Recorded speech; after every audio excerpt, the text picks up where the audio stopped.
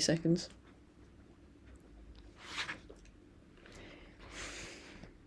Hey guys, IzzyChamp here. Welcome back to the channel. So today, I'm gonna do quite a few things today. So I've got a really special thing that's quite useful. It's thanks to this Thor guy who is absolutely insane. We've got an super easy, fully completion campaign. So you can complete campaign, like you can complete the entirety of campaign with these two characters. You've got Thor, his gear is not even maxed, well, earlier it wasn't even maxed, we maxed it a bit more to get some more value off him. And then you've also got Scyl, who has max gear. You've got high stats, but not, ridiculously massive. And then, I'll be doing some shard openings, for the end. So we'll start off with, look at Thor's skills. He's got attacks one enemy 2 times, has a 20% chance of repeating the attack. Each hit decreases the target's turn meter by 10%. And then that's a nice. It has a very high multiplier. He deals a lot of damage, so it's good. Then we have Fulminous Ricochet. Attacks all enemies. After hitting the initially selected enemy, all other enemies will be hit in a random order. Each subsequent hit following the initial hit will increase the damage inflicted by 25%, stacks up to 100%. Will ignore block damage and unkillable debuffs. This effect does not work against bosses. The thing I don't understand is, the effect will not work against bosses. Is that the damage stacking up? I don't think so. Or is it the block damage and unkillable? In which case, bosses don't use them. So, I'm not sure. And then you've got attacks all enemies. Before attacking, places a 50% increase attack and a 30% increase crit damage buff on this champion for 2 turns. Has a 75% chance of permanently decreasing the resistance of each enemy by 10%. Stacks up to 50%. Also has a 75% chance of placing a 30% decreased speed debuff on all enemies for 2 turns. This is a really good skill. 3 turn cooldown. They're both booked down to 3 turns when fully booked, which is quite difficult because legendary books are really hard. But still, it's a very multipliers are massive, specifically for Fulminous Ricochet, deals so much damage. Then you've got this one. This is incredibly powerful. Every time this champion deals damage, increases the thunder counter by 1, stacks up to 10. Each thunder stack increases this champion's crit damage by 3%, stacks up to 30%, obviously, because the thunder counter resets at 10. Once the thunder counter reaches 10, attacks all enemies and places a stun debuff for 1 turn. After the attack, the thunder counter resets to 0, damage based on attack. So the multiplier is not huge for that, it's not ridiculously OP. It actually deals a fair bit of damage, and it also stuns everyone, there's no % chance. So that's really, really useful. Increase attack in all battles by 30%, and then we have increases the damage inflicted by this champion for every debuff they successfully place, except debuffs placed by gear sets. So that's by 2%, stacks up to 6%. So it's not amazing, but it's pretty decent. Then we've got we haven't maxed his masteries. He's not even maxed yet. We've got crit rate. You got accuracy down here. The main ones increases the base set bonus of all artifact sets that increase base stats by 15%. Multiplicative, not additive. So, and then you've got Life Drinker is the main one, so that he can get a bit of life steal in. You got artifacts. The only set you got is Perception and Immortal. Immortal's the only one you really need. Perception's just for that bit of extra speed. You got some nice 90% extra crit damage gloves here with 21% extra attack. You got some speed. His total stats are not ridiculously high. You look at main massive players like Ashe, and they've got 7,000 attack and 400% crit damage. But then you look at this guy, and he doesn't actually have amazing stats. His stats are good.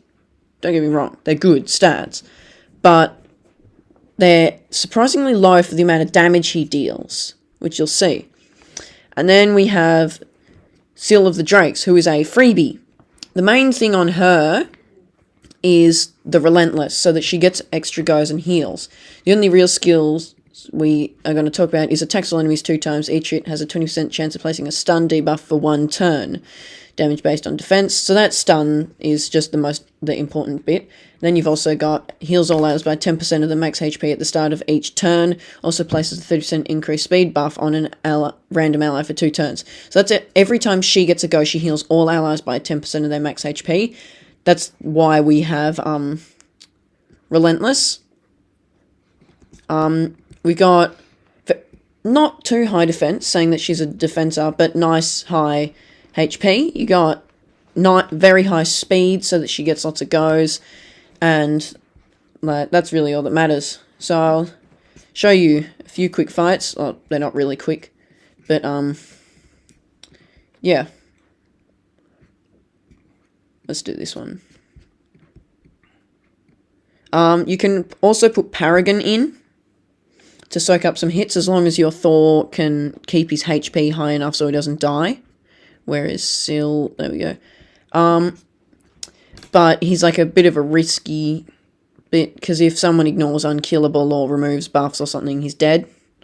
And also, Thor can take enough damage from AoEs to get killed. This can be fully autoed, but I'll just do it on manual because it's more fun that way. Yeah, so as you see, they're dealing a fair bit of damage. The main thing here is that most of them are weak. If they're not all weak... Whoa! That is a lot of damage. See what I'm talking about? His stats are not that high. Like, my Georgia's stats on my main are really, really high, but he actually does not deal all that much damage. But this guy is dealing so much damage. The main thing is attacks that do not ignore defense have higher multipliers. And then when you've got someone with low defense, like Campain, people generally have low defense and ridiculously beefy HP. So it actually looks like they're dealing a lot more damage, but it's hard to compare.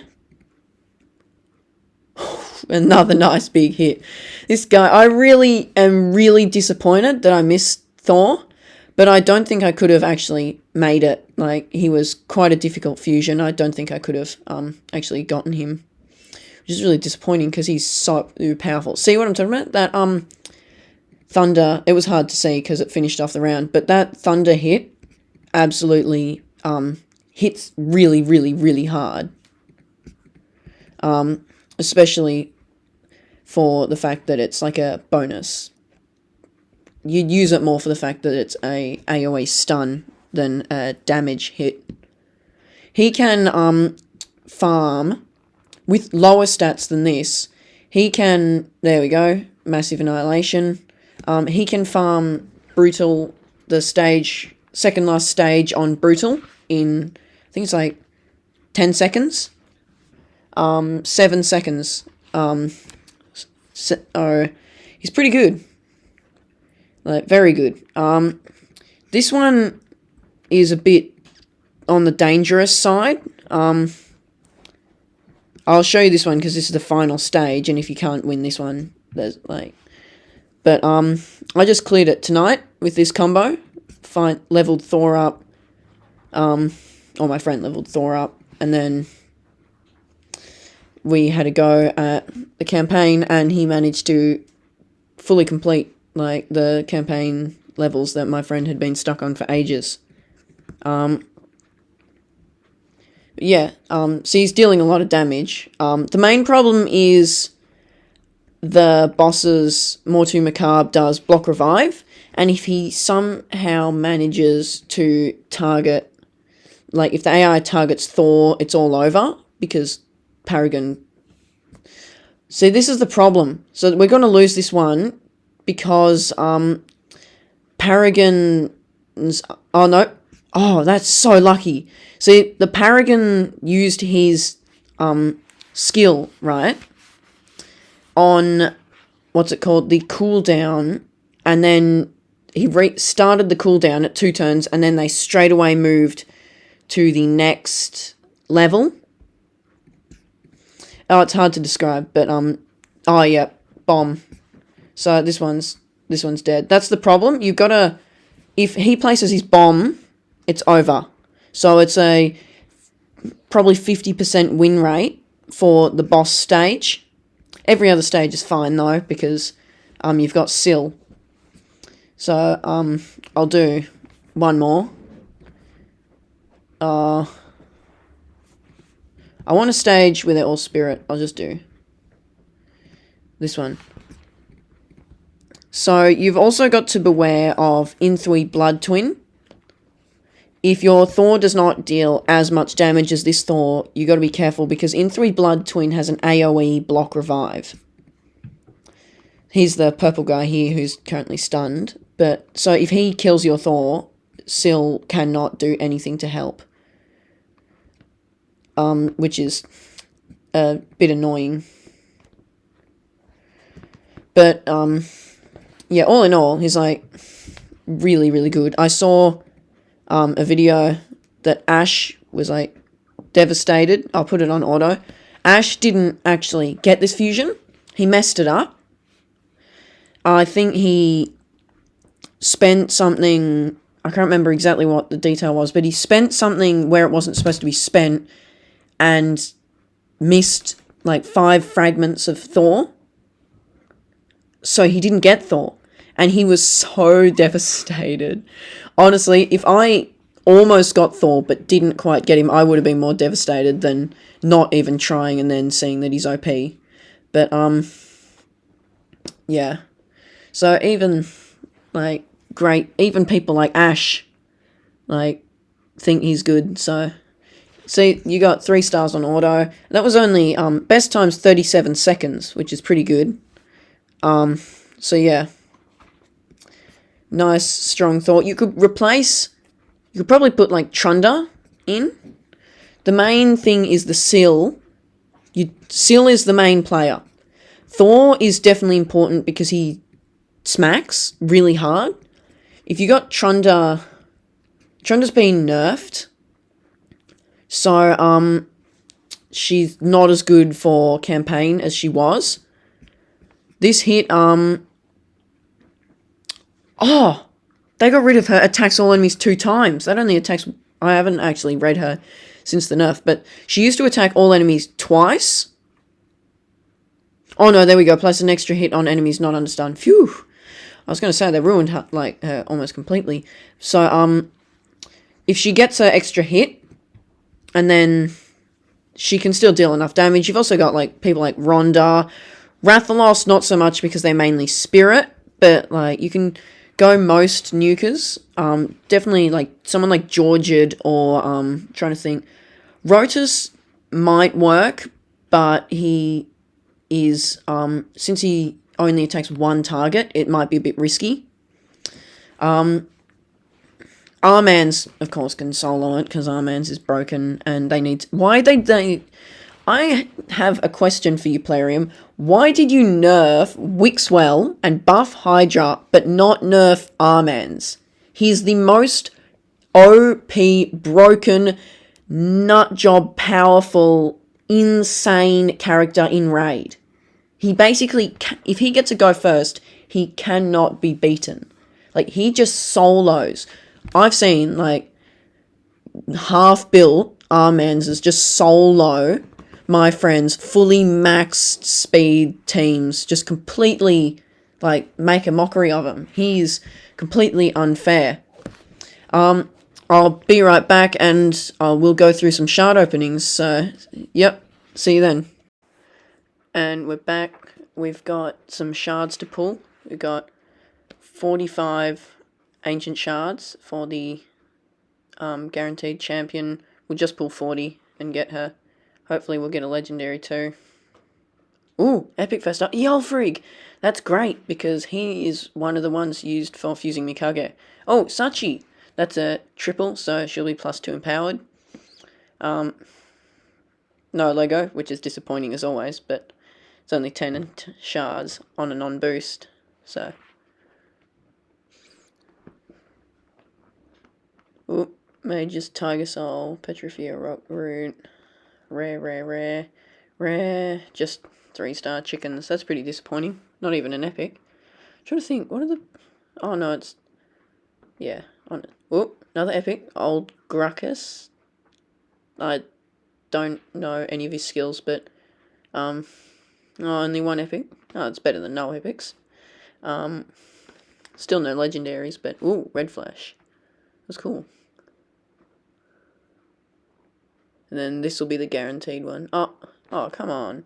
No epics. That last one doesn't count because she was guaranteed, which is disappointing, but oh well. We'll open some sacreds now because there's a 10x chance for this dude and a 2 times chance. And also, who doesn't love pulling some gold? Epic. Canoness. Now, she has a pretty decent kit actually for an epic. I don't know if she's a meta or anything. She's got good reviews, but her kit is actually quite good, if that's the person I'm remembering. They all look the same, because, like, you got 4 epics that look the same, 5 rares that look the same, and then the legendary that looks the same. Oh, epic. Oh, Pan the Bowhorn. Now, he's actually not bad. What if he's, like, he's got good reviews. My other friend has him. But yeah, he's not bad. So, we're back on my account. We've got 19 ancient shards, so we won't have enough for the guaranteed, so we'll summon 9 single, and then we'll do the last 10 rares. At least they're fresh meat. Well, I should say that differently. At least they're 3-star chickens. Raid words.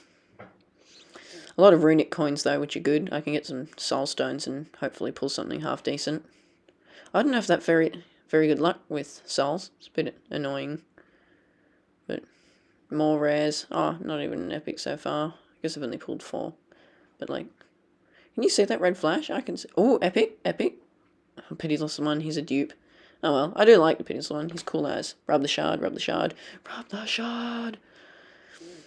But, yeah, Pitiless one's cool. Oh, epic again. Zargala. She's new.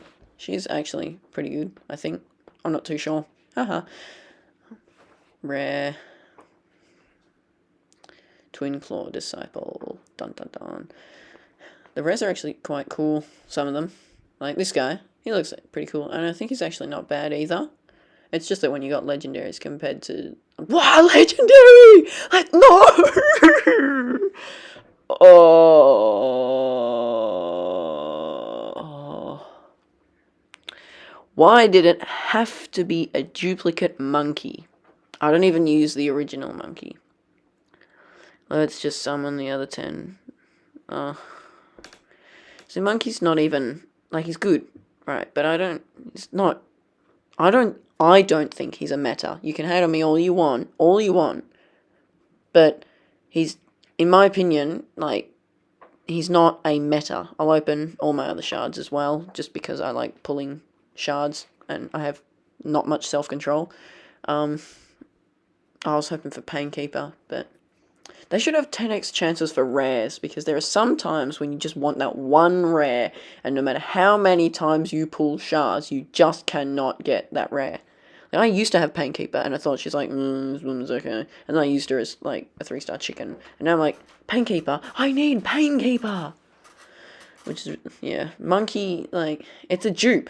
That's my second dupe, and I don't even have, like, 30 legendaries. There's got to be, like, 150 legendaries. We'll go down the soul path, try and get as many souls as possible. Soul Stone, Soul Essence, and then gems, and more soul coins. Oh, a key for a avatar. Yay. No, not really yay, but okay. It's ridiculous how you have to go all the way down the bottom to get the keys, and the rewards aren't even that good. I'll open my soul. Please be something good. Raid, please. Nope. Bad rare. Oh no, not bad rare. Terrible rare. Because it's not even like a paragon or anything, so. That's a shame. The only good soul I've got is one for Thor, who I'm never going to get, for legendaries, and a Gamaran soul. I just sold them. I'm just going to sell them all.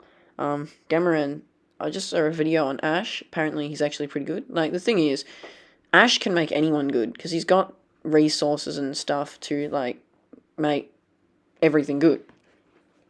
Like, he's got enough chickens and brews and feasts to create 100 6-stars, like, in a week. Oh, actually, that's an overstatement, but he's got, like, plenty, so, pardon me. Yeah. Sell them all. Sell their souls. Yeah, this is getting a bit over the top. I'll buy some immortal soul stones and hopefully get good people. I pulled a few earlier but forgot to film them and got nothing good. Ooh. 3-star Catacomb Counselor, I've got him, so I'll just awaken him. And then, ooh, 3-star Midget. We've got Fergus Isbiel, so I'll awaken her as well. So we got this one Sacred Shard from Demon Lord. We'll just open this quickly. Legendary! Let's go! Samar Gemcursed! Let's go! He's new. I don't have him, which is good. I don't know if he's great, but apparently he can solo Bommel. So on my friend's account, we'll just pull a few shards of Prism and a Primal. So that'll be legendary again! What is this? Eostrid Dreamsong! This is crazy! So now we've got his Primal. We'll pull this. Mythic could be really nice, judging from this luck, but, legendary again! Oh, this is ridiculous! Harvest Jack, yeah! Now we'll pull some Eternal Soul Stones. Yeah.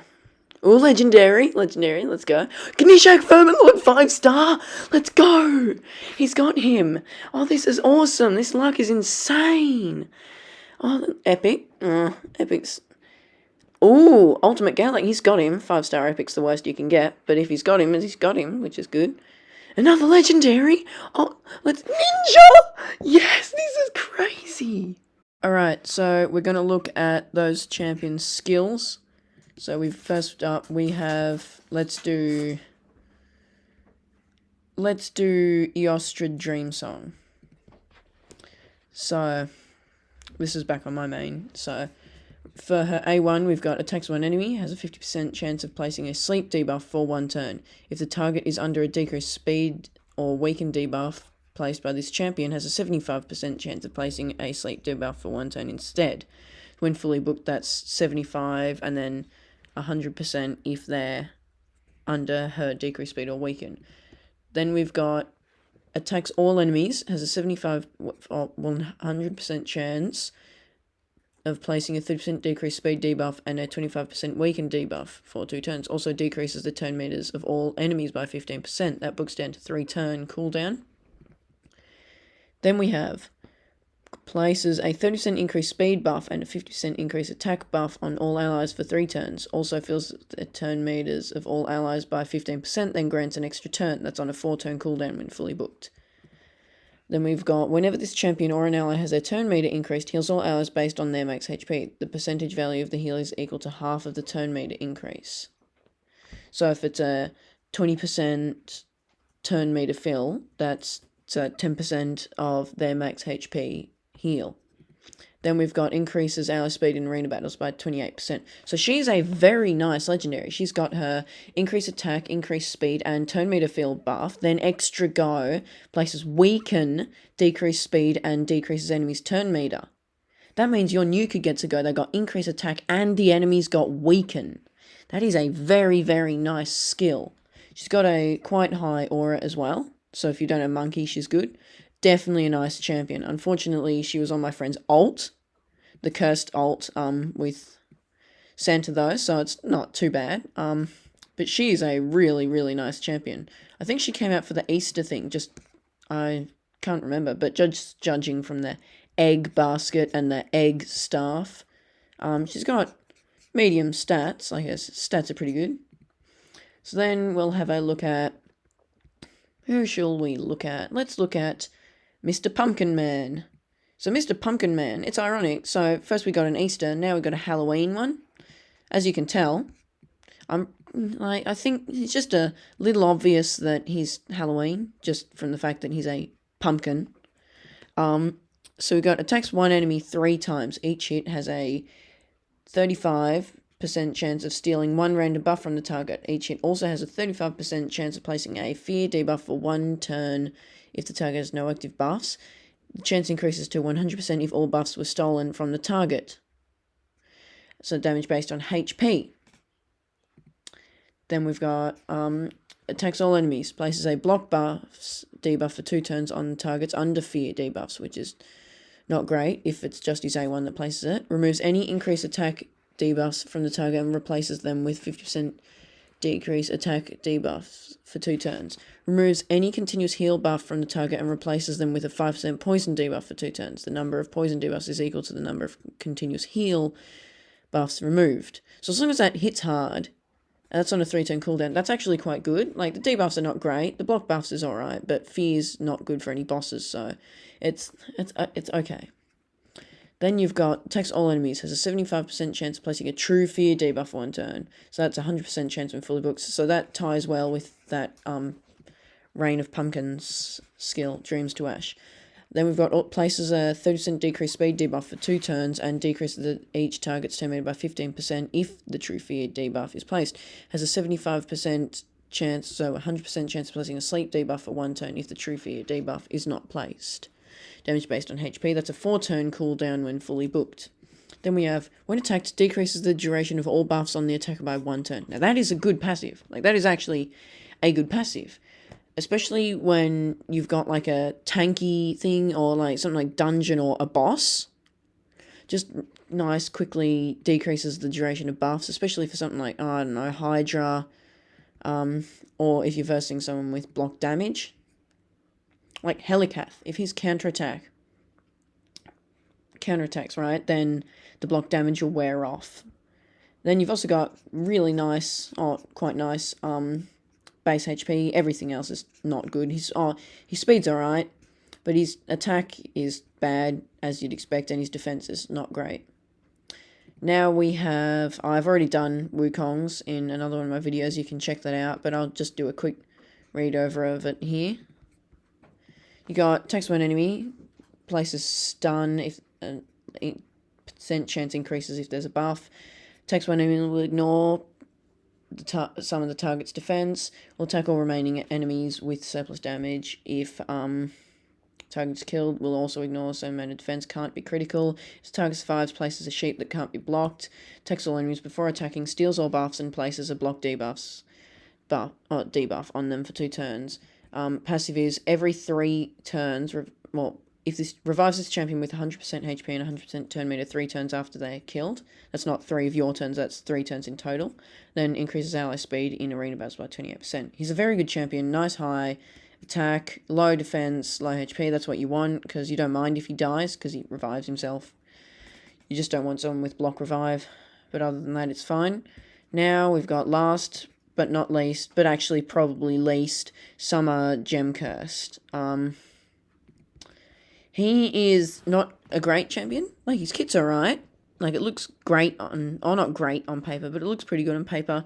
But he definitely needs a bit of a buff. He looks cool as, he's cursed with gems, so he's got gems growing all over him. Except there's no actual eyeball there, it just looks like flesh. But, nice, cool sword.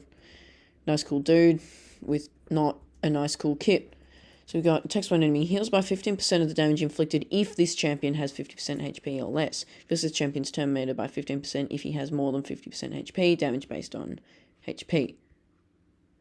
So that's not a very good skill because it's heals by 15% of the damage inflicted if the champion has 50% HP or less. That's not very useful because you want him to get that heal regardless so that you can keep his HP above 50%.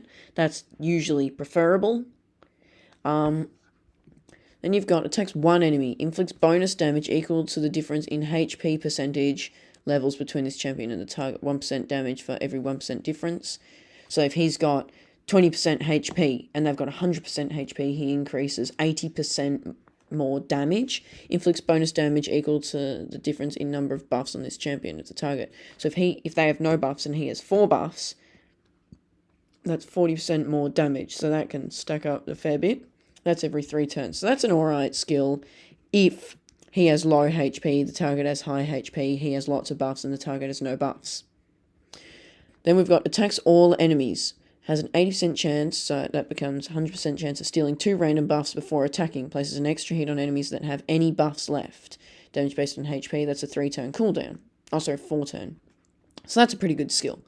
Like, the thing is, I don't think he actually hits very hard. His passive is what makes the difference for him soloing Bommel, though. Passive effect, places a block damage buff on this champion for 1 turn at the start of each round, and then active effect, every 4 turns, blocks incoming damage and places a block damage buff on this champion for 1 turn when they receive a hit that would drop their HP below 30%. That's why he's so good for Bommel, because he blocks the bomb, the first bomb, places block damage, and then the other bomb hits and doesn't deal any damage. Then we've got increases ally HP in all battles by 30%, which is pretty good. So he's a nice, cool champ, but he's not amazing. I think that's it, right? Yeah, that is. Unless you want to look, we'll look at Zargala, because I only just got her. So we've got takes 1 enemy, 50% chance of placing weaken debuff for 1 turn. 1 turn's not so great. Damage based on attack. Then you've got takes 1 enemy, instantly activates the crack armor skill if the target is killed by this attack. That's every 2 turns when fully booked. So that's pretty good. If she has a high multiplier or high damage, that could be a really good skill, especially for Spider, because the 2-turn cooldown. Then you've got attacks all enemies 3 times. After the first hit, has a 50% chance of placing a 60% decreased defense debuff on all enemies for 2 turns. That books to 4-turn cooldown and 100% chance. Oh no, 75.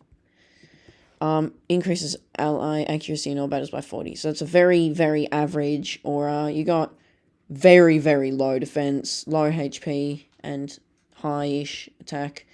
High-ish speed, though, which is good. No accuracy, but that's like alright. So, that's it for today's video. Thanks for watching. Please like and subscribe. Share this video with your friends. Don't forget to check out my other videos, and I'll see you next time.